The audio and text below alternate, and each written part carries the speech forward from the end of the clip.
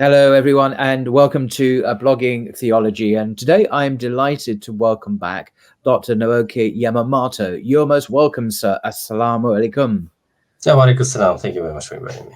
You're most welcome. And Dr. Naoki Yamamoto is an assistant professor at the Graduate School of Turkic Studies at Marmara University in Istanbul. And he completed his PhD at the Graduate School of Asia and Africa Studies at Kyoto University in Japan in 2018. He specializes in Ottoman Tasawwuf and traditional Japanese culture. His publications include a Japanese translation of Sulami's Kitab al-Futuha and Introduction to Tasawwuf, a comparison with shonen manga.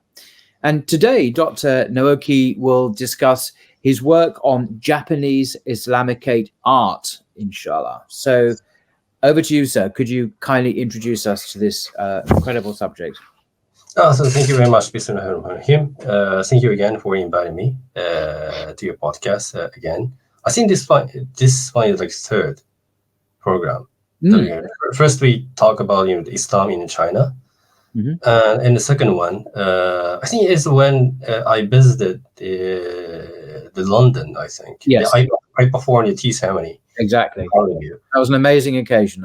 That's on the channel as well.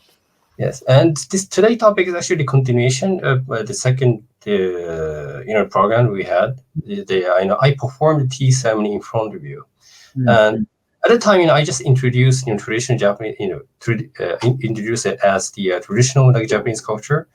But my ongoing project is I am trying to create the indigenous, the Islamic culture, rooted in the Japanese tradition.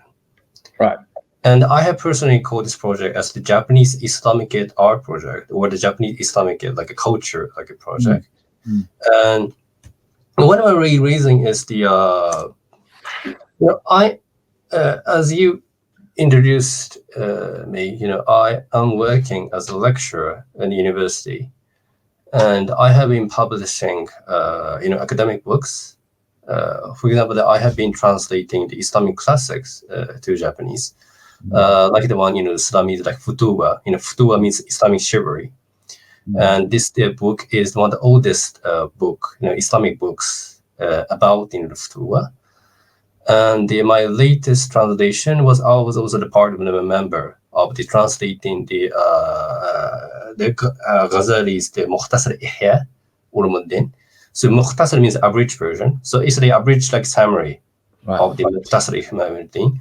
It is believed that either himself or his brother have authored this book. And the last year, I have published the right one, this one. Yes. Yeah, this is called the Introduction to Tasawwuf. And in this book, I have tried to introduce the tradition of the spiritual practice in the Islamic world. But as the academician, I have been in academia for I think like 15 years since I was a student. But I gradually started to understand that actually people don't read books anymore. Well, you and I do. I know lots of people who read books. I think it's a bit of a like personally, I have very like I work in university, so I've been reading books. But I hope so in your job. Yeah. But nowadays, people watch YouTube and also the TikTok. So we are so accustomed to consume like 50 seconds or either like three minutes like videos. Yeah. And for example, like when we published this Mukhtasar Ihya Ulumuddin, like we were so happy and we are very proud of, because this is the abridged version of the Ghazali's Ihya Ulumuddin. But when I see the actual copy, and I always use the example, right? It was like 1,600 pages. No, 600 pages. And who can read 600 pages in the 21st century? Me. People do. I do protest. People do still read books. I know you're right. There is huge competition, and I feel it as well. YouTube particularly, and YouTube can be an excellent source of information, content. No, I do agree. and that's still knowledge. But people do. I mean, I'm reading about, I don't know how many, 3 or 4 books. I mean, people do read books, but I think that it's more difficult now to do that because of the competition from the allure of TikTok, YouTube, Twitter. It's more difficult, I think, a lot more difficult. Yes. And now, and also, I had an opportunity to get to be invited to the Sound podcast, like for example, your program, or the other, for example, the brother Muhammad Jalal's the Thinking Muslim podcast, and then and I have been also watching the other like shuyukhs or teachers like program on YouTube, and I have learned that yes, of course, like the reading classics is really important, is essential. And also in the classics is like a gem, Jawahir of the Islamic civilization. So it is like really important for us to preserve this tradition, but also in the same time, we need to create like a culture which has been inspired by those Islamic like classics. It means like it is also important to acquire like a literacy to read those classics. But also in the same time, we need to create like environment which has the how can I say, like a scent or the aura or the like spiritual like a power, which is like grounded in this Islamic like the Islamic classics. That otherwise this book will remain just like a book, which is like stored in the library or like in the museum. So it means like we must not become just like a consumer of this content, but we need to become like a practitioner of the Islamic of those classics. And then in the last in your program, I have introduced the history of Islam in China, and I have introduced how those Chinese Hui like Muslim scholar have tried to integrate like both the Islamic spirituality and also the Chinese tradition. And in the second video, I have introduced this Japanese tea ceremony in front of you. And I still remember in the last, I said that becoming like a creative Muslim, it's not just like the abandoning your like local like tradition or the culture, but the one who can, but we can be like the best inheritor of the indigenous culture. For example, I'm Japanese Muslim, so it means like the becoming like a Muslim is not just like denying the my like local culture, but as the Japanese Muslim, and I should imagine to myself to become like best inheritor of the Japanese like culture. For example, in the Japanese society, the Japanese society is the very typical like postmodern like a society, and now less and less like Japanese people are actually practicing this Japanese tea ceremony. But I myself, I have my own master in Japan, so I have been learning this tea ceremony in a really authentic way. Right. In this way, and I am also the Muslim, but also I'm one of the few like Japanese who are still like practicing this traditional Japanese culture. And when we studied in the history of Islam in China, actually not only in China, but it's the same in Africa or the Central Asia or the Arab or Persian culture, the same. But in Muslim are always like a best practitioner of the local like tradition. Of course, and the first thing we must follow is the Quran and Sunnah. But Muslim scholars are the one who brought the like creative like energy to the indigenous land. So I have been studying with Islam, for example, Chinese Islam, or I have been studying the Ottoman Tasawwuf, but this is not just like academic like a thing. This project actually quite close to my heart is that I have been trying to understand how the Muslim who have lived in the time of the Khilafah, this is the term I always use, is how those the scholars of the Khilafah is the created like successful like Muslim community in every corner of the world. And this project actually is a little bit like off to my academic like inquiry, but actually this is exactly the thing that I have been wanted to do is called it's just to create like Japanese like Islamicate like a cultures. And I have wrote a small essay in a website called Reverse Intuition, and the title is like, "Is it possible to create a Japanese Islamic like a culture?" Excellent website, by the way. An excellent journal. I encourage viewers to just Google this: Traversing Tradition. Lots of fascinating articles and essays and other items. It's very worthwhile subscribing to. Sorry. Yes. Yeah. There's also been creative articles you can read in this website. And my answer is actually, I believe that is yes. But what more important is that we Japanese Muslim, like compared to the other like Muslim community in the world, like we don't have our own like history or our own like cultures. For example, like Muslim from like South Asia, like they have like hundreds of years of their own history, and also China is also in the world, and Central Asia, or the Arabs of course. But we Japanese Muslim, I think we have like to maximum we can say that we have 100 years or 120 years of the history, but our community is still young, so that we are not in the stage of to claim that we have our own like indigenous like cultures. But my personal belief is that someone should start this trial and error process. Wow. Because what I believe is that if we cannot imagine our own like local culture, it means that we haven't digested the spirituality that we can learn from the Quran and Sunnah.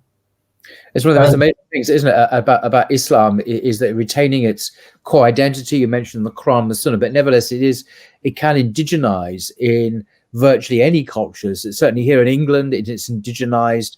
Many of us are converts to Islam. We're comfortable in our skin being Muslims, English Muslims, for example, Scottish Muslims, Welsh Muslims.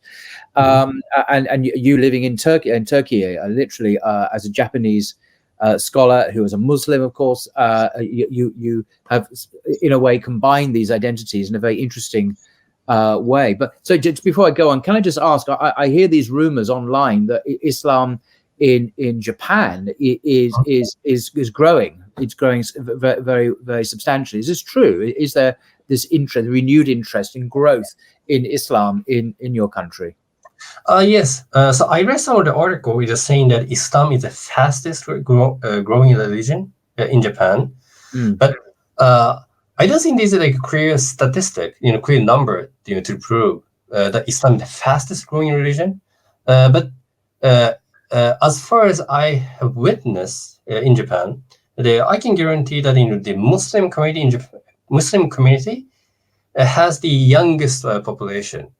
The youngest member, compared to the other like religious like community, like Christian communities or other like Buddhism community, or the Shinto like communities. But I think this is the same case in England too. For example, in Japan, yes, one of the main problem in the Christian community is the aging. That means that I think the average age of the Christian is now around like 60 years old. Right. Or maybe or over 60 years old. So in Japan, we call it like is it 2050 program? 2050 like issues. Like in 2050, there's a huge risk that this Christian community will face the like population like a crisis to maintain the activities in the church. It's the same here as well. In Europe, it's the same problem. A very great aging population of churchgoers. The Muslim population here is overwhelmingly young, 20s, teens, 30s. There's a quite extraordinary difference. Yeah, this is exactly the same in Japan. It's like overwhelmingly young. Yeah, which is great. I see that only the Muslim is the one who getting married and how many kids. It's the same here. It's extraordinary. It's the same. Yeah. And in Japan, like now we have like lots of like second generation and the third generation like Muslims. So that in the 70s or 80s, like we have some of we have really small Muslim communities, but they are like Muslim like converts, like me. But now in not only the big cities, but also in the local city, we have like born Muslim, who are like born in Japan, like second generation, third generation. And the last time, I might talk about this in later, but in last month, I have visited like a local Muslim community, like near from like Tokyo, and I met like lots of like young like second generation like youth there. Right. So I and a little bit off the topic, but now in Japan, I think this is like globally it's all the same. But now in Japan, we have the problem of the like xenophobia. Like some of the right wing in Japan, they're trying to like demonize like Muslims like living in Japan. That they are like they are the people who can come from like outside, and they are the one who might like contaminate like a pure like a Japanese like a culture or the pure like a Japanese tradition. But I have talked about this in this workshop as well. But I have organized the Islamicate tea ceremony at the Yunus Emon Institute, London. And in the beginning of this workshop, I have experienced that some of the people believes that this tea ceremony is like pure like a Japanese culture, but we must not forget that there is no such thing as like pure something rubber like a culture. Like a culture has never been like pure. Without like this drinking tea culture, like this is not Japanese culture. This is Chinese culture. Right. So this is the drink that come from outside. Right. And in this workshop, I wear the traditional Japanese clothes and called kimono. And there is the inner like a kimono, and we call it like juban. And there's some of the narrative that this word juban is the it's not like a Japanese word. It's like foreign word, juban. And someone said that this juban is come from jubba. Do you know what the word jubba? Jubba is like, it means like a cloak. It's Arabic. Yeah, it sounds familiar. So this jubba, was introduced to either like Portuguese or like a Dutch, and then they came to, and those the Portuguese like merchant came to like, Japan, and this Japanese merchant, they got amazed by beauty of this jubba, so that's why the Japanese also started to wear jubba as like inner like a clothes, and they started call it as like a juban. So I don't know if this is historically correct or not, but at least like there's a fact that there's such kind of negative narrative, and it means that even this traditional Japanese clothes is not pure like a Japanese clothes. That this is also like Islamic clothes. This is some of the clothes came from the Muslim like world. So even like the typical, one of the typical representative of Japanese culture, like tea ceremony, is not the pure like a Japanese culture. That this is like a Japanese culture which have been inspired by many like a culture outside of Japan, and also the same thing about England as well. Like can you list any one example of like pure like a British like a culture? Well, we like to say fish and chips, but then the fish. The fish are common to many countries, and chips come from potatoes. No, so it's difficult. I think maybe the blend is distinctive, but I think when you break it down and analyze the component parts, you're right. They do have their origins all over the place. And of course, the United Kingdom is made up of Scottish people, Welsh people, English people, people from Northern Ireland, and they are just historically or see themselves as distinctive groups. So it is composite and not homogenous, but almost by definition, it's a variety of nations rather than just one place. Yes, with any fish and chip, potato it came outside of England. This is like potatoes are not indigenous. This is true. They've been here quite a long time, but they weren't originally. You're right. Yeah.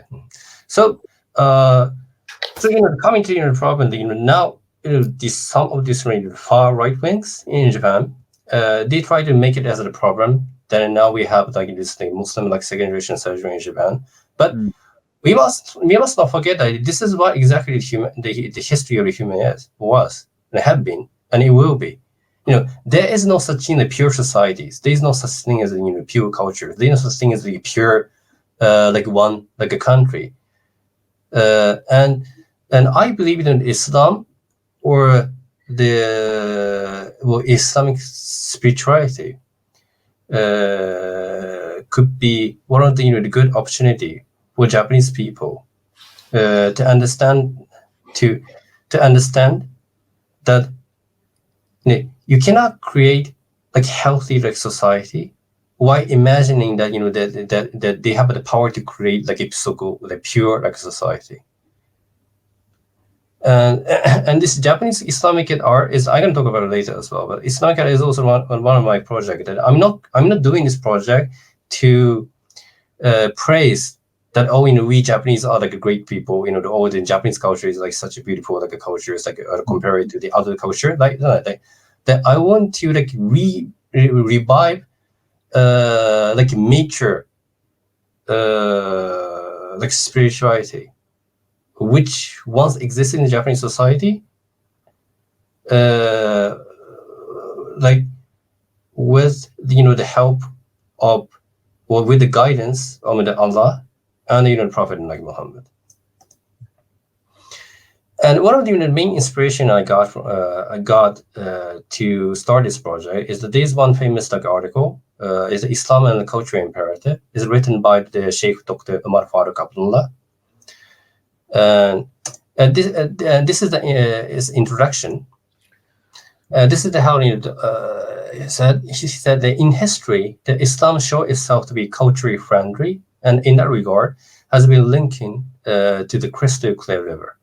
Its waters are pure, sweet, and life-giving, but having no color of their own.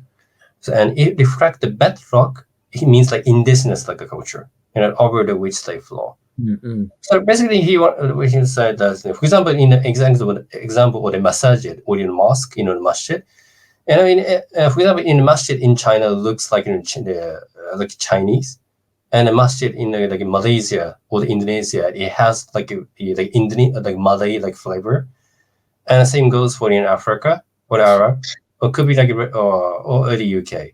And I think an example of that in England would be the Cambridge Central Mosque. This is associated with Abdul Hakim Murad / Tim Winter and others. And it's a very, very beautiful building structure. The architect is British, but it is Islamic. It's definitely Islamic. And yet it blends into the environment architecturally, aesthetically. It doesn't jar as some kind of alien intrusion into the neighborhood.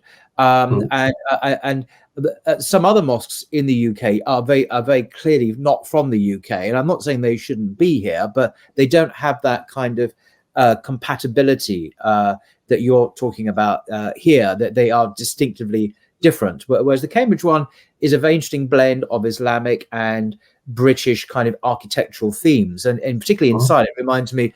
I won't go into all of that, but it has a very interesting flavor in the interior design of the mosque. I really recommend people visit it, or at least look at some videos. It's astonishing work of Islamic architecture that really is pioneering, I think, in the West, in how to create beautiful architecture that's Islamically authentic, and it also fits in beautifully with the Western environment without compromising either. Really, it's a nice synthesis, in my view. Yeah, it's true. I have visited there as well. Yeah, it was really beautiful. But at the time, I was in kimono. I was Japanese clothes, so I really stood out. So I like the like a Nintendo character, Well, in Cambridge, you can dress how you like. I'm sure you will be fine. But nobody cares. So no one cares. But the important here is that this Islam should be like like a crystal clear like river. So when we introduce Islam, that we should not put like unnecessary like a color like in it. Like it must not look like a McDonald's, like a franchise. Like whenever you go to a country, like McDonald's always look at McDonald's, like but in the Quran and Sunnah, the creative energy that we can get from the Quran and Sunnah should be like a pure, sweet, and like life-giving like force. So it is one should like revive the beauty the indigenous soil. Mm-hmm. and Oh, and I have been interviewed by some of the media. For example, this is I've never seen you in this photograph, by the way. This is you're wearing a Western style jacket. I've never seen you wear like. Yes. I've never seen you dress like that before. Yeah, in order not to orientalize myself like too much, this time in Western jacket. But this is like TRT. This is the Turkish like national television, I think. And here, I also explained that I believe that it is possible to integrate the Islamic culture into the Japanese societies. And in Japan, I call my project as a Seishin Geijutsu. So Geijutsu means art, and Seishin means actually the Islam. This is another like a name for the Islam in China. This is like a traditional like way of calling Islam. Mm-hmm. So Se means pure, and Shin means truth. Mm. So this Hui Muslim, they believe that their teaching is something which bring the purity and the truth to the land of China. So this is how they call. And and Chinese character is always really cool to see. So that's why I use this Chinese character. So I call it like Seishin, like a Geijutsu. And these are some of the books I took the inspiration from it. Of course I read lots of Islamic classic as well, but also in order to integrate Islamic spirituality to the Japanese like tradition. And I also read like books about Japanese culture, and also I learned a lot from Japanese like philosopher. For example, Okakura Kakuzo, as the book of tea. This book is one of the most famous the books in the English like audiences. To know about the history and also the philosophy of the tea ceremony. And this Donald King, and he himself is American, but he migrated to Japan and he got a Japanese residency, and he passed away as a Japanese like citizen. And I have translated his book to the Turkish. So this is another one of my academic works, right? Not only to studying about the tasawwuf in Ireland. I'm trying to introduce the Japanese culture to the Turkish audiences. So that's why I have been translating Japanese classic to the Turkish language as well. But of course, with the help of my Turkish students. And this Japon edebiyatının zevki. Zevki is actually Arabic. It's called zavk. It means a pleasure. So it means the pleasure of the Japanese literature. Mm-hmm. So in this book, Donald King explained the unique elements of the Japanese aesthetic, which can be like learned through like reading Japanese like literature. And this So Yanagi, he is also very famous like a Japanese artist who have initiated the cultural like movement called Minge Undo. Minge means like handicraft or the folk art. Mm. And this beauty of everyday thing is that the real beauty is actually manifested in the something we use it for like a daily lives. Mm.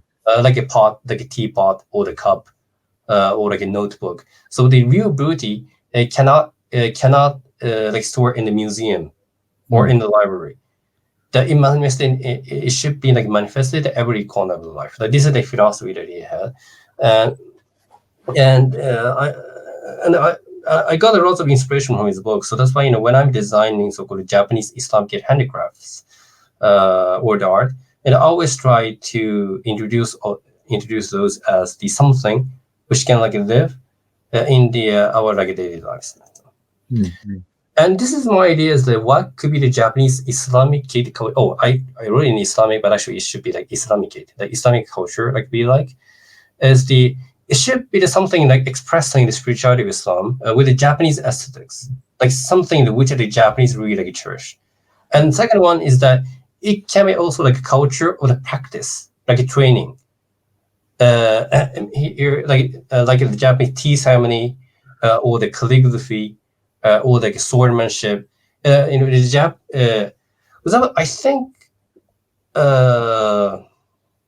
think Japanese people they prefer the tangible like a training like culture like over like or like making an argument or like a debate. I think the Japanese are really better at the debate. I'm sure that you're really good at the debate, but actually we Asians are not good. So like we are more like the people of the like a training, like a Jedi's. Like Jedi. Okay, yeah. we can relate to that through Star Wars. Okay, yeah. Like not with a pen, but with a sword. But I'm not as strong as that, actually. And also, like it should be the art in like an everyday life. So it's not some. So when we design the when art, as long as at least like when I design this Japanese handicraft, that it's not should be something which is extremely expensive, which can only be purchased by I don't know, some of the like rich people in the global north or the the like Gulf countries. Like I want like this in art, like live in our like normal life. This is something I learned from the Soviet Yanaki. So this is the first like Islamic handicraft I have designed. This fan, and actually this fan is embedded in Japan. Like some people believe that this is a Chinese culture, but this is Japanese culture. So this fan was introduced to China, and they were introduced to the other, the corner of the world. And this is really tiny, but actually, this I printed the traditional like Chinese poem on this traditional like fan, and this is original poem. Right. And this poem is I remember I have introduced poem in the first like a podcast that this is the classical like Chinese Islamic poem written by the Muslim scholar called Liu Zi. And this Gosara means 5 phases, and Ogi means fan, and here it said Wogunre and the Gosara Zuki in Japanese. This means 5 phases of the moon. And it's so he used this the phases of the moon as a metaphor or the process of the perfection of the spirituality of human being. Mm.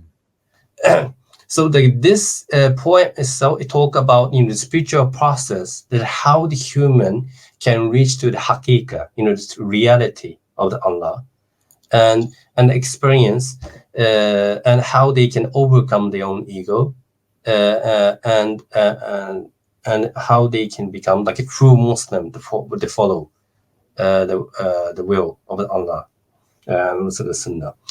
And in the tea ceremony, in Japanese tea ceremony, there is a tradition that we use a tiny small like fan, and there is the like poem written on this fan, and this poem is about the philosophy of the tea ceremony. And whenever we have time, practitioner of the tea ceremony, whenever we have a time, we open this fan and try to memorize the poem. Like, and I found that this is really like a beautiful tradition in Japanese society. And I thought that why don't we use the tradition for the Islamic education? So that's why I printed this Chinese poem on this fan, and when I have a time, I open this fan and try to memorize this Chinese poem. So I read it over and over again. And also, like as an academician, I can write articles about Islam in China, or I can author the books about Islam in China, or I can give a lecture about Islam in China to the audiences. But usually, the people who are already interested in the topic will purchase the book or they come to the lecture. But in the tea ceremony, the people who have lots of different backgrounds will attend. So for example, in Japan, when I organized the tea ceremony like a workshop, usually more than half of the participants are like non-Muslim like Japanese audiences. So when I introduce a fan, so it's gonna be like one of the first encounter for these Japanese audiences to know about like Islamic tradition in China. Mm-hmm. So in this way, I'm trying to create like new opportunities with Japanese audiences to know about Islam. And the second one is that this is a tea container, and we call it. It's very beautiful. It's a beautiful color. It's an extraordinary design. This handbag is called like a lacquerware. Lacquerware it used like special like soap extracted from the special tree. Right. And they cover with this special soap, and it gives like really like deep, like a complicated, like a black, like a color. Amazing. And this is the one I have designed. Oh. So I call it as like Islamicate, like a lacquerware tea container. We call it like Seishin Natsume. And I have named this like this tea container as the Manjunore. Manju means like a 10,000 like blessings, and the Re means like a courtesy.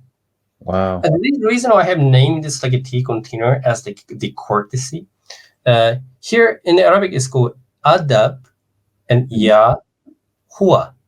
This is Arabic calligraphy. This is a really typical Arabic calligraphy, like loved by the Ottoman scholars. And adab means courtesy.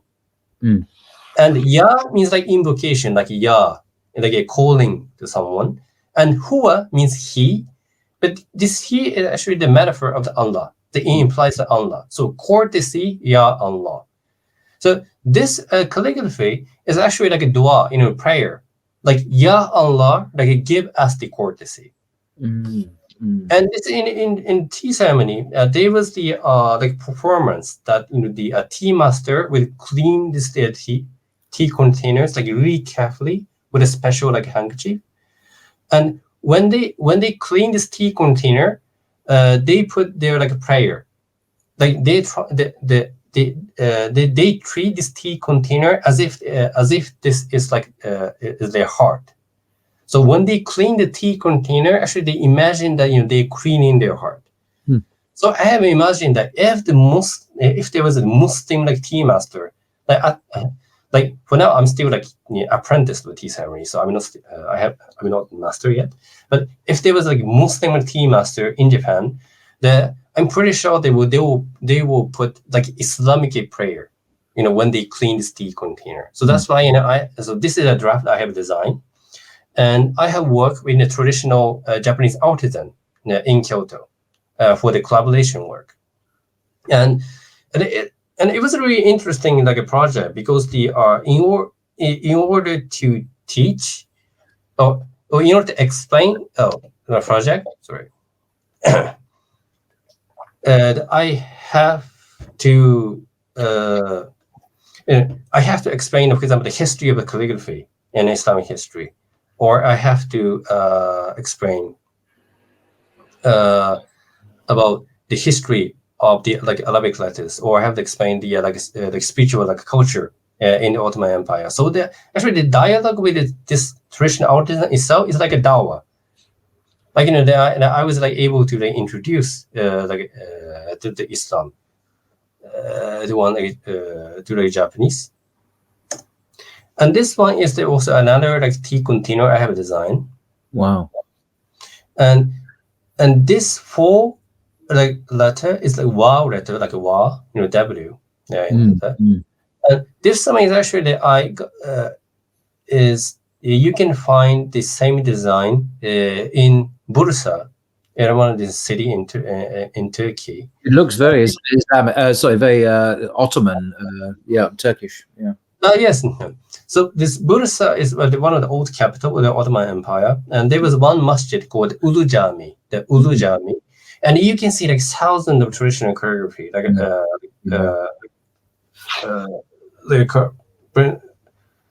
drawn on the wall. And this is one of my favorite, like in the calligraphy in the Ulu Jami. And this 4 there's lots of the interpretation in it, but the one interpretation is that these 2 represent the beautiful names of Allah, Asma al-Husna. And this is like 4 is the is like a metaphor of one Muslim is like calling like on is making like a zikr of the beautiful names of Allah. Another one is the actually I have an actual handkerchief. I always use a handkerchief whenever I close. So this is one also I have designed as well. I call this Futuwa Tenugui towel, the Futuwa handkerchief. So this is the like Ottoman Turkish way. It's called Futuvet in the Futuwa, and this design is one of the famous symbol of the Futuwa like guild existing in Central Asia. And this one is called a tree of Futuwa, Futuvet arch. And this symbol explained how the like beautiful akhlaq, beautiful like character, like morality, like Rome, with the like guidance of the spirituality of the Futuba. So I redesigned the symbol as kind of like emblem of the samurai like family. And on the right side, this is the like traditional like symmetric pattern used in the Japanese culture. Wow. So in the left side, I use the like a Turkish, like old like Turkish writing, and also the traditional like Futuba symbol used in Central Asia. And in the right side, I use a symmetric pattern used in Japanese like culture. So this is how I try to integrate like a Turkic like Islamic culture and traditional like Japanese culture. You've done it very beautiful. I must say, it's very mesmerizing and beautiful and gentle. It's not harsh. There's a kind of organic beauty to it, I think. Yeah, thank you very much. So yeah, this is what I want to say. Like, I have been designing lots of handicraft and for the past like 2 or 3 years, but I see some like interesting harmony here.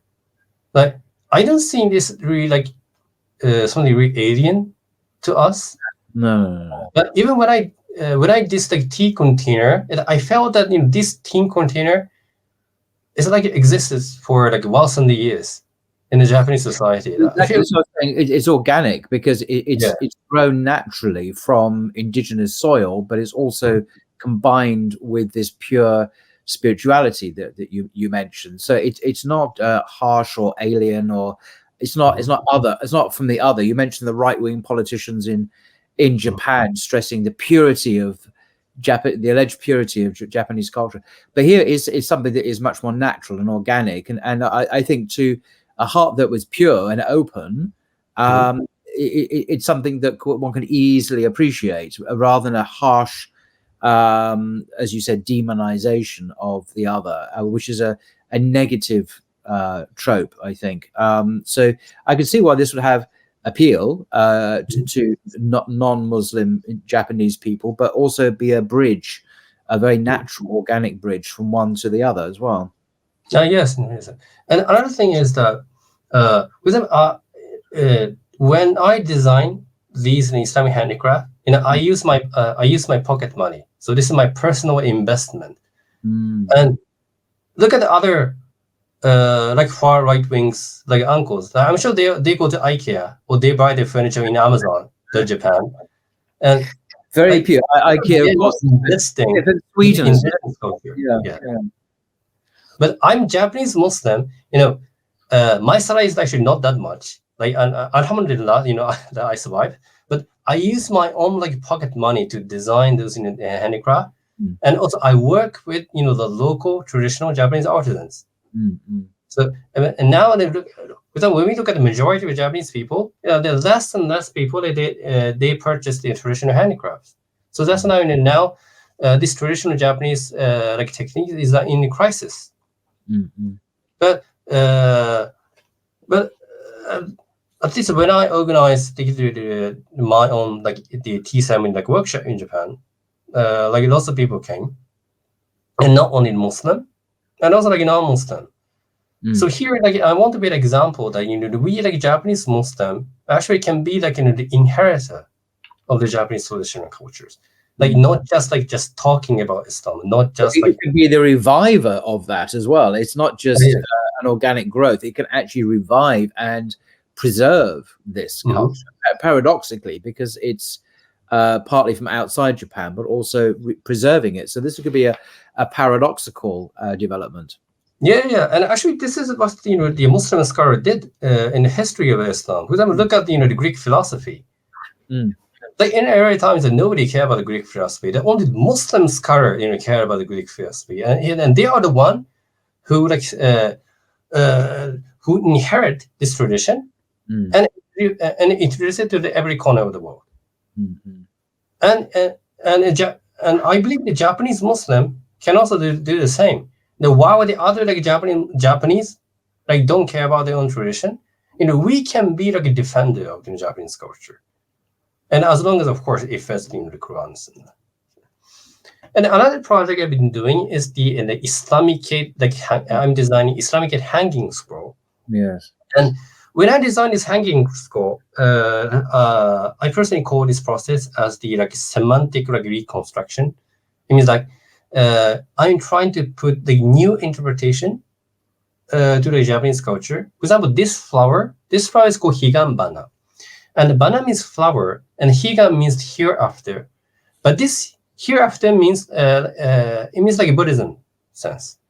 So this is not the hereafter like we like Muslims imagine.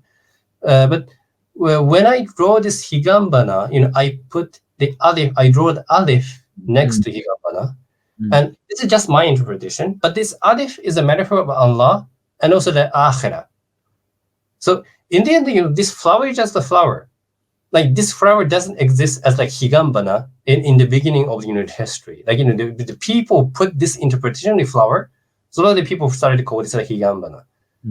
And in the Japanese society, for example, there is a Japanese who interpret this flower as higanbana, but there can be like a Muslim, like Japanese Muslim, who interpret this flower as the flower of the akhirah, and like Islam, and hereafter than Islam. So that's why I put this alif. So here now it just now it's only in my head, but now for me, this flower is the flower of the akhirah. Flower that reminds us, the akhirah. But the more important project I've been doing is the creating like original like khat, like script like system. Because when I studied history of calligraphy, actually every Muslim society, maybe not every, but in most of the Muslim community, they have invented their own like style of the calligraphy. For example, in the left side, this is called the khat. I think this is Maghrebi script. This is the like a Moroccan like style of the right, like, and the right side, this is called the Sini script. This is like a Chinese like style of writing, the Arabic letter, and even you can see those those two. It has like different like aura. It has like it gives like different like energy like to us. So I think this is like a reflection of indigenous like a culture that they have preserved. And this is another interesting thing about this Khat Sini Chinese script. This is from the website of the Sheikh Haji Nuruddin. He's a famous like Hui like calligrapher today. This Khat Sini, this is sacred. If you read like vertically in this way, that you can see as like a Chinese character. But if you put like a side, so if you read like horizontally, it can be read as like Arabic letter. So in this vertically, this means like ho means like worship. But this is also can be read as Arabic letter. It means Subhanallah, like Subhanallah. Subhanallah. Yes. So this is one of the creative things when in China, this Khat Sini. Like they combine like the Arabic letter and also like the Chinese letter into like one character. This is another like example from the Sheikh Haji Nuruddin website. That's clever. This one is you can read as the Shu in Japanese pronunciation. It means like the Lord, true Lord. But if you read in this way, you can read as Allah. So like Rabb for Allah, like Lord is Allah. So this is one of the unique things about Khat Sini.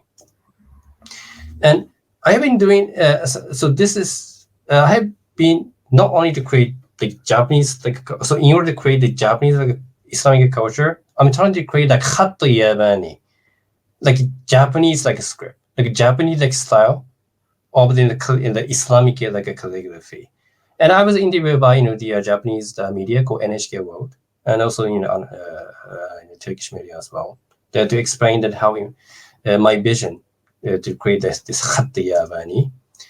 And for this creating the Khat Yabani, the one thing is that you're taking into the fact that this Japanese culture is actually like offshot of the Chinese culture.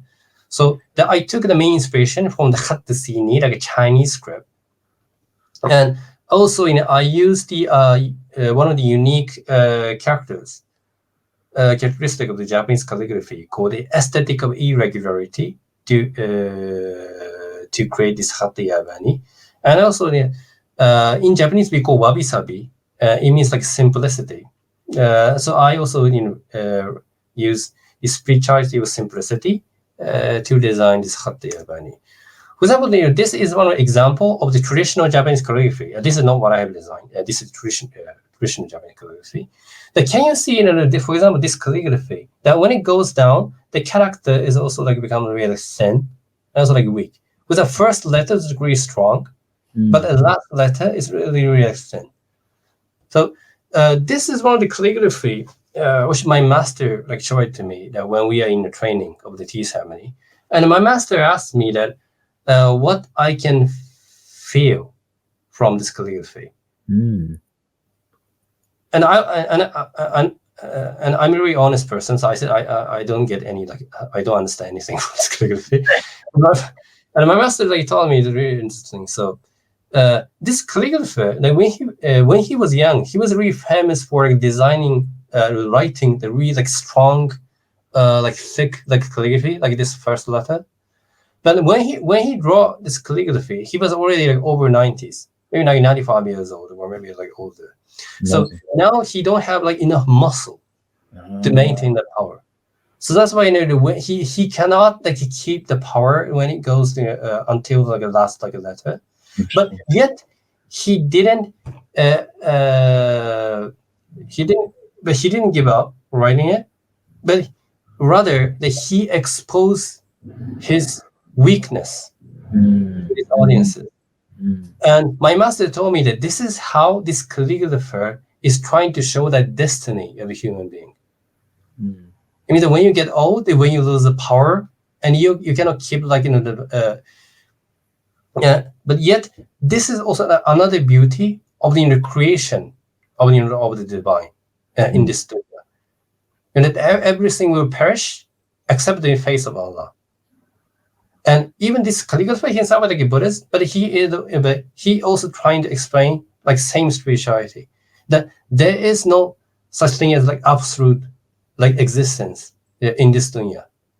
At least every human being will perish and then die. And this is how he trying to explain. And this is called aesthetic of erect. And also design itself is the, for example, when you look at the Western Latin calligraphy, usually the Western calligraphy prefers symmetric pattern. But this Japanese calligraphy like this, or even like this is asymmetric design. And this asymmetric design also represent the imperfection of the creation or creatures. So, but it doesn't mean that it deny the perfection of the divine. Actually, through embracing our imperfection, we are trying to praise the perfection of the divine being. So this is one aesthetic of the Japanese culture, and I find this quite interesting actually. And this is why I have designed as the endeavor of creating the Hatta Yabani. This is the Bismillah. So it looks like a Chinese letter, but actually it's Arabic. So if you put it on the left side, you can read Bi, Se, Ne, Bismi, and Allah. But when I design this calligraphy, I'm trying to use this aesthetic of irregularity, design.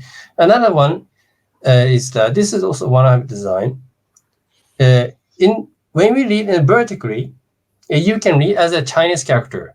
In Japanese, we call ko. It means high. This is the original Chinese letter, and this is how I design. It looks quite similar. But if you put it on return side, it can read as Arabic, Madik, automatic. Who is high, a king, highest king? Allah. So this is one of the application of the Khatt Sini, the Chinese script to this Japanese Islamicate calligraphy. And this is also my original design.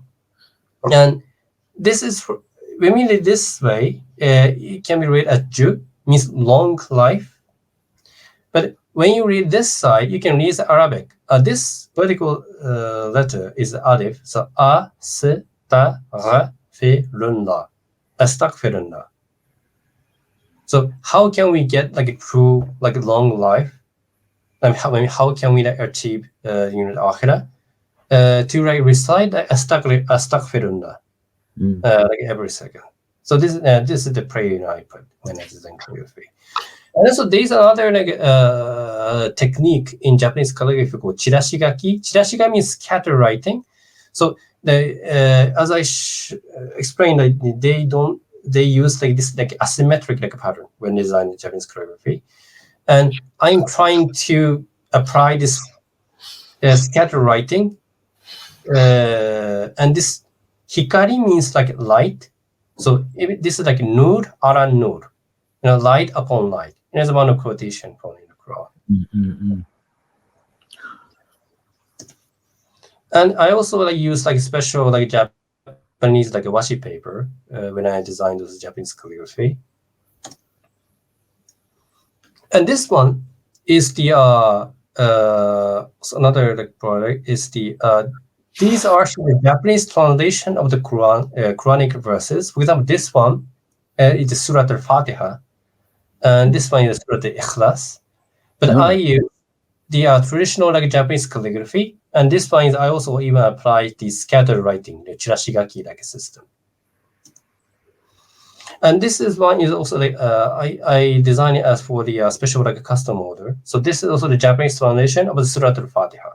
And I have this scatter lighting. And I don't know, maybe I'm a little bit arrogant, but I think this is really beautiful. I don't know, it's really beautiful, like as if like in a medieval like samurai, like it draw this calligraphy, like it doesn't look really like strange. But I also put some of the famous like Sini script, so I integrate the Sini script to Japanese calligraphy. And this one is the I use the traditional Turkish marbling paper, and with this one is also the Surat al-Fatiha. So this is I use Turkish marbling paper, and I use traditional Japanese calligraphy system, and also I use some of the Chinese Sini script as well. Right. So the Chinese Islamicate culture and the Turkish culture and the Japanese culture, it all exists in this like one like picture. It looks like quite authentic, like And this one is the I think I drew it like 2 days ago or yesterday. This is the Japanese translation of the Tartar Badr Alaina. The famous song, when the Prophet had reached to Medina, and the people there, welcome with the song. So this is I draw in the traditional Japanese like a calligraphy, and I also use the like aesthetical irregularity. So this I not designed it like symmetric pattern. Yeah, so this is what I have designed. So I have designed it okay, handicraft and also the hanging scroll and like a calligraphy. And actually, last month in August, we have organized like a Tokyo Islamicate tea ceremony, and it was quite successful actually. More than 40 people tried to this workshop, and what is unique about this workshop is I think this is one of the first attempt by the Japanese Muslim to organize the tea ceremony by using traditional Japanese tea house. So this is like in the traditional Japanese tea house in the Tokyo. So like not in the masjid or not in the university.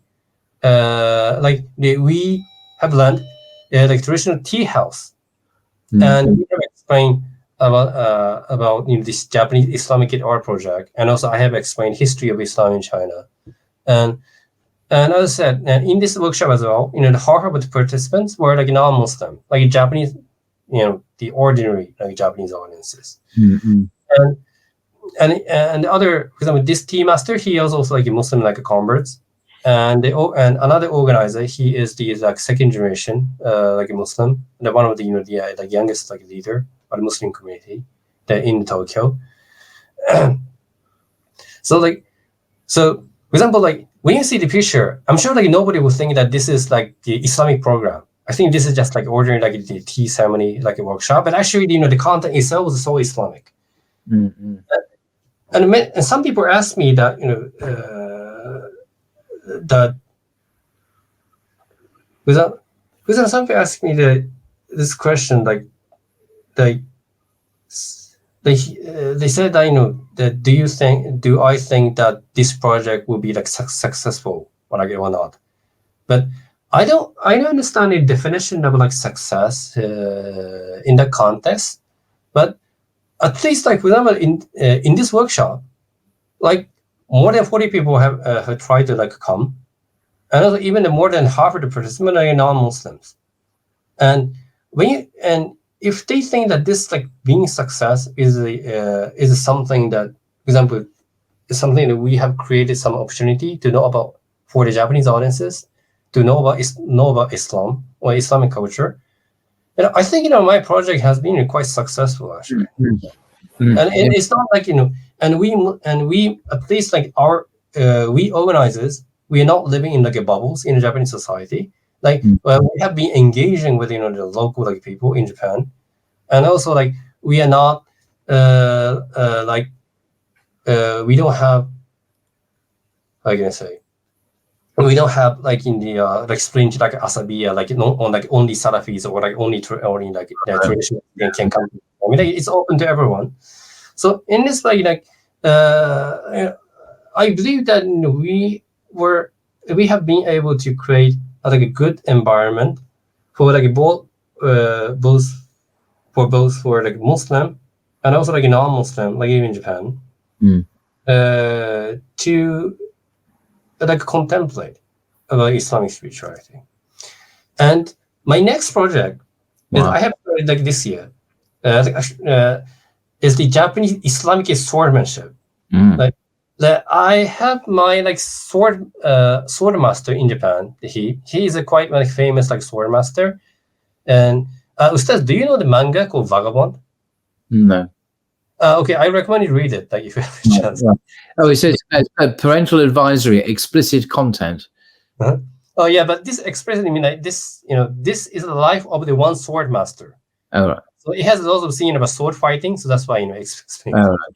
Okay. It doesn't mean that that it has like a drug sword and some different things. So this is the sword master lived in the medieval Japan. His name is Musashi Miyamoto, and he is a famous like samurai warrior who used like two swords like fighting. And this master is the inheritor of this traditional like swordmanship. And when I studied the history of Islam, in China, the Chinese Muslims, they used Chinese martial arts for the spiritual training. And in Malaya and Indonesia too, there was a special martial arts called like Silat, Puncak Silat. And this is the special martial arts in Malay world. And especially some of the Sufi master, they apply this like martial arts to train their like disciples. So that's why I imagine that we Japanese Muslim, that we can also use our traditional swordsmanship to educate like a Muslim youth. Yeah, like not for the killing each other, but for to overcome our own ego, to rectify ourselves. And the next time, inshallah, when I visit the UK, if we have time, I want to show you this traditional swordsmanship. Absolutely. And we can practice like together. If we don't get arrested by the police doing it, but yeah, we'll make sure. Yeah, we need to find a proper place, but because these things might be misinterpreted. Yeah. But this one is like this one is bamboo sword, so this is a real sword. So if you find a proper place, like we can practice together. Yeah. But of course, we don't kill each other. No, don't recommend that. Okay. And this is all so this is all presentation. But before ending my presentation, I want to add one thing that, as I said, when I designed this Japanese Islamicate art, I'm not designing this to just like praise like Japanese culture. I want to make Muslim community to remember that we are in a part of one ummah. It means like this particularity can only exist like when we believe in universality. That, of course, so far I'm saying that if you want to introduce universality, then we need to respect the particularity in the local community. But on the vice versa, and actually, when we need to create like really creative like indigenous like a culture, that in the Islamic community, we must not forget that we are living like one ummah. So it means like in every local Islamic culture should like support like, each other. And there is one really famous like person in poet, Dr. Refat, that he got killed by the Israeli airstrike like last year. But before he got killed, that he shared the one famous like a poem. It's called "If I Must Die," and in the Twitter. I don't call it X, then I call it Twitter because I see X like a bid'ah. Like but in a Twitter, there are lots of the, people who translate this poem to different languages to mourn his death. For example, there's some people they translate in French or Italian or Chinese, and I have translated into the Japanese. But not only translate into Japanese, I also like design it in traditional Japanese calligraphy. In this way. When I draw in Japanese calligraphy, it's really difficult to read. But I try to make it as like the art, so that's why I design it. But not just like translating his poem, but I want to start the charity campaign to support Palestine. So in Turkey, I have designed a tote bag, special tote bag. Which his poem was printed on it, and in the UK, I work with the company called like Bless. This is like a Muslim like a company who is selling like Islamicate like a T-shirt or a sweater. So this is the our like sweat, and all the profit is the profit we donated to like a grassroots like organization like supporting Palestine. And this is, and maybe this is off the topic, but not since October 7th, but this is what I've been thinking since I became Muslim. But especially after October 7th, this is just my personal view. But I have been really disappointed about Muslim scholar, like not only in Japan, but also in the West, but also in Muslim country. That now we have been witnessing one of the worst genocide in the history of humanity. But for example, the Ustaz Paul, you are also Muslim converts, and I'm also the Muslim converts. But for example, how many like Muslim like converts, like a scholar, who work in the university, have publicly expressed the solidarity in Palestine? I know. I think so few. Yes, this is without naming names or institutions, because I don't want to, attack people and like that. But yes, this is a problem, and there are prominent institutions in the West, Muslim institutions and scholars who have not spoken out at all. And you mentioned rightly about the connectedness of what you're speaking of with the wider ummah. This is such an important point you make. I made the point similarly about the experience of people in Bangladesh recently with the revolution there, and we're all part of the same ummah, the same family of Muslims, and when one part of us suffers as in pain, then we all do, because we're connected in a very profound metaphysical way, a way that transcends mere race and nationality and culture in a very deep way. And as a backdrop to that, for them people not to say anything, people who are ulama in positions of responsibility, who people look to for guidance, actually, who look to for articulations of our situation. How do we understand? How do we speak to this catastrophe that's ongoing? And for people to be silent is difficult to understand. Personally, this is really simple. It's difficult to understand.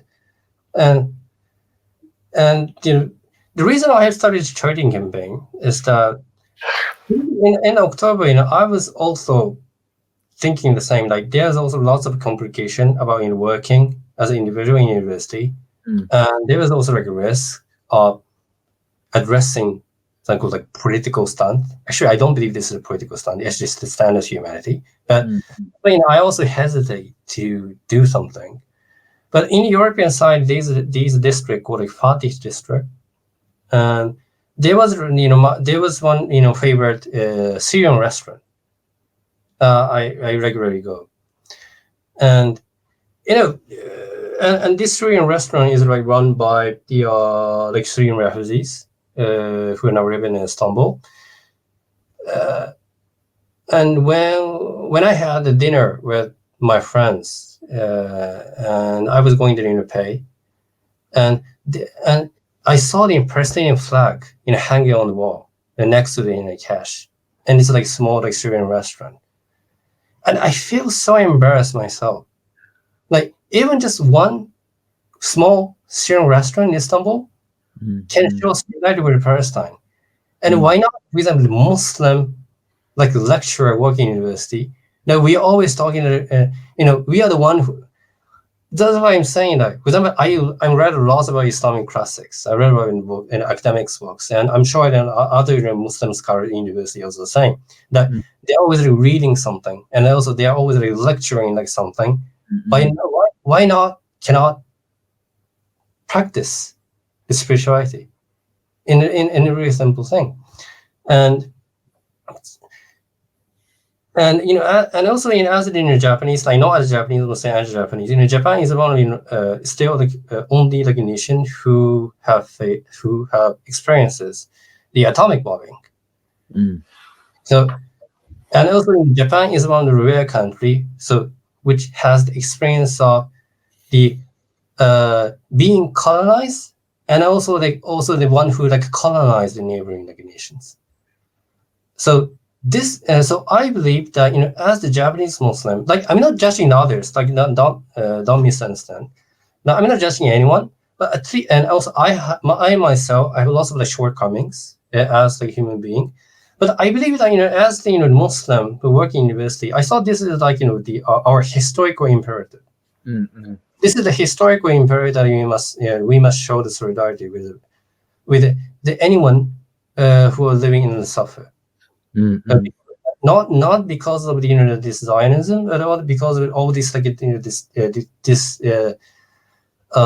structure of the nation state like system. So this is another interview I said that actually if you really want to do really creative like a cultural like stuff, like I said that if I really want to make this Japanese Islamicate like a culture project like successful.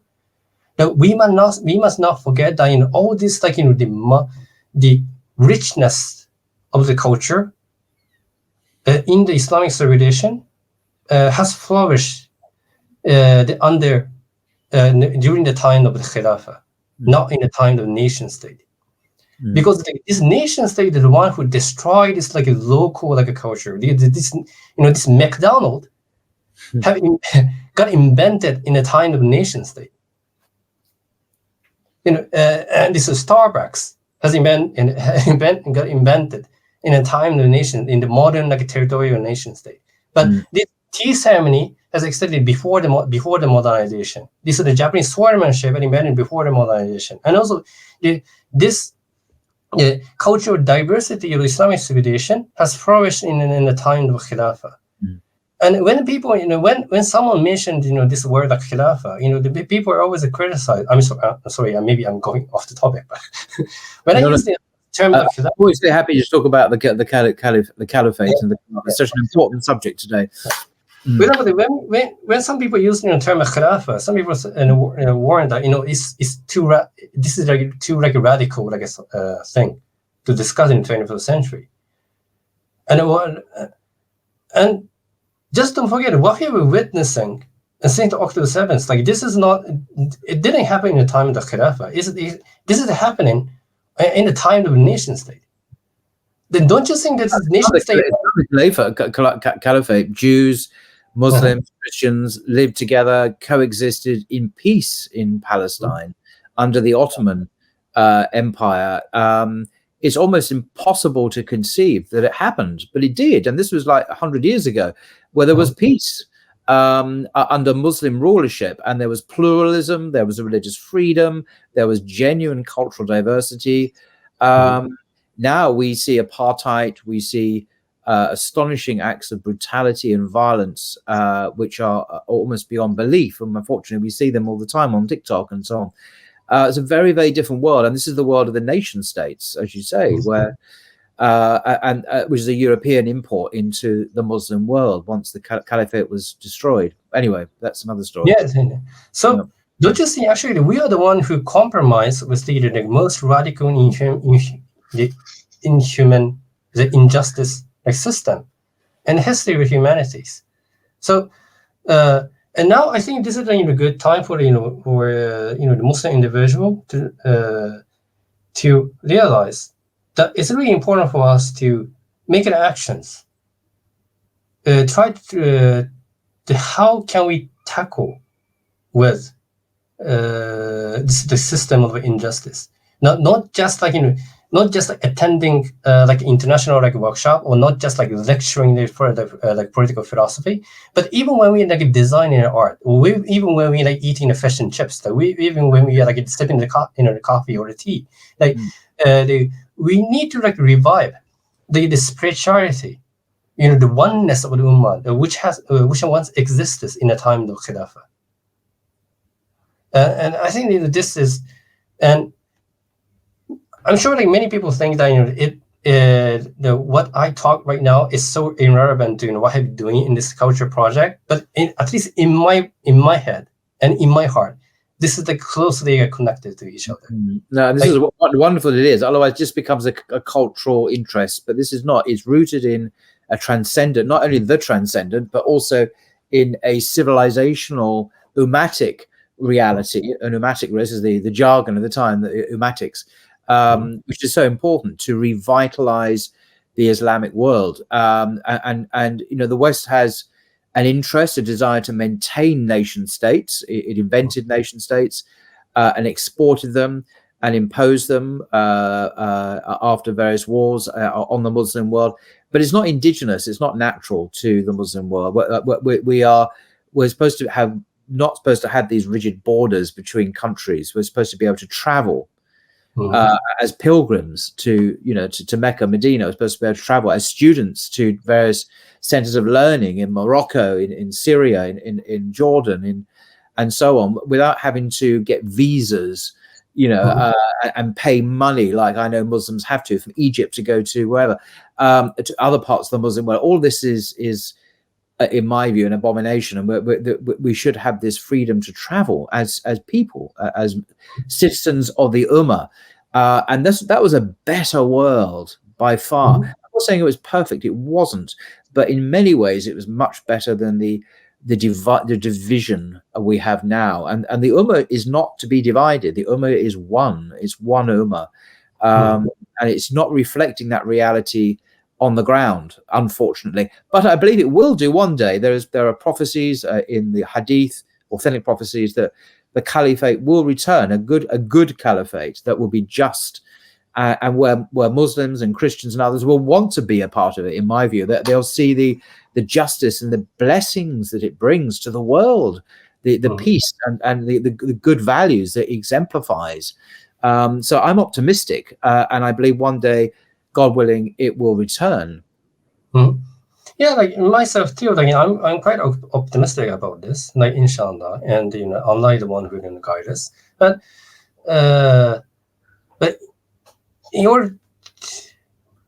for the future, to come, we must not be like silenced. We always must take action. But it doesn't mean that you need to go on the street and also shout something. But we must not forget the prayer to like revive the one ummah in every corner of our life. So it not be like shouted in only in the street. It should not be like lectured only in the one classroom university. That we need to put this prayer in every tiny corner of the world. Even the one tiny like teacup, honestly. And this is how the like Islamicate like a culture like should be. like rather than just like they just become like a consumer of like IKEA or like McDonald's or Starbucks and things. So this is why I'm personally I'm already tired of compromising this system. So the My Culture project is the project of like resistance and also resilience as like a prayer to like revive the Ummah. Yeah, so thank you very much. This is all the presentation I have. Oh, and by the way, I'm also selling the calligraphy as well. Okay. If anyone who is interested in purchasing my calligraphy, you can contact this address, the futua.org@gmail.com. Fantastic. Yeah, fantastic. Oh, thank you very much for that. Well, that's gosh, that turned out to be such a multi-dimensional thing that we were talking about there in so many levels, not just cultural but politically as well, in the best sense. I don't mean in the sense of shouting on the street corners, but in the true sense, the ummatic sense of. So that's fantastic. Thank you so much, Dr. Naoki, for your time, your expertise, and your absolutely pioneering work. I mean, you really are doing new things, exciting things, creative things in your work, and it's astonishing to witness and to hear about. So thank you for that, and I do encourage people to follow your work online, and your written work and your cultural products and your thoughts, your activities, because it's remarkable. That's all I can say. That's absolutely remarkable. So thank you. Thank you very much. ありがとうございます。Thank you. Until next time. Thank you very much. Salam alaikum.